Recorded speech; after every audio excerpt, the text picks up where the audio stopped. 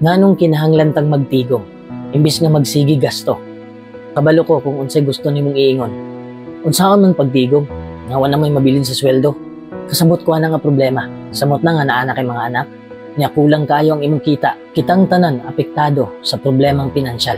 Pero makabenepisyo ka kung magtigom ka, bahalag ginagmay. Unsay sambingay ni Jesus sa Mateo 25:27, gideposito unta nimo sa bangko ang akong kwarta, ug sa akong pag-abot makuha nako kini nga may tubo. Ang giingon ni Jesus, hinungdanon kaayo karon. Kabalo ba ka kung ngano?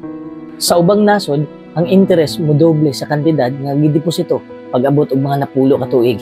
Bisan pag ang ubang bangko karon dili na kog interest, mas maayong magpundo gihapon kwarta sa bangko alang sa mga emergency. Sa panahon karon, praktikalan na ta. Lisod kaayo kung may kwarta. Ay di nato matag-an ang panahon. Wa man ta nangandoy nga naay magkasakit. Pero moabot jud ang panahon nga naay magsakit sa atong pamilya. Unya watay makuot, makaguol pud kayo kung mga og tabang, unya balibaran ka. Maong kinahanglan tang magdigom para natay magamit kung naay emergency. Di pa siugda sa Biblia kanang kamatuoran nga nag-ingon sa Ecclesiastes 7:12, kay ang kaalam panalipod, sama nga ang salapi panalipod. Pero ang kwarta dili makapanalipod nimo kung wa kay tinigom. Nag-awhag ang Biblia nga ang matag-o sa kanato angay magahin sumala sa atong maarangan. Para naatay matigom bisag ginagmay, dapat ang magtipid. Una, sa di pa ka mapalit og mga butang. Una-una asa sa makadaghan kung kinahanglanan ba jud na nimo. Ikaduha, kung naa kay gikinahanglan, pangitag bag-ong mga gamit nga gisale. O pwede ra pud kaayo nga second hand. Daghan man kung second hand nga nindot pa, di ba? Ikatulo, ayaw pagdali-dalig palit.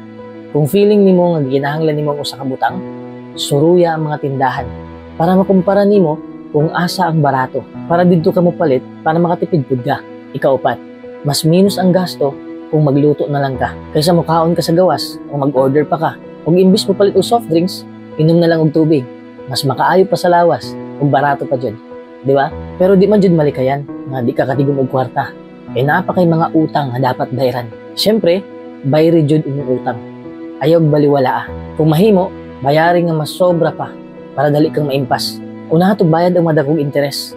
Usahay man gud mahimo tang gastador o pala utang tungod aning mga makapadaning advertisement. Usapod ko sa mga nahaylo ani sa una. Kung unsay uso, paliton. Pero karon, naleksyon ako. Ug karon nag-amping na pud ko sa akong paggasto.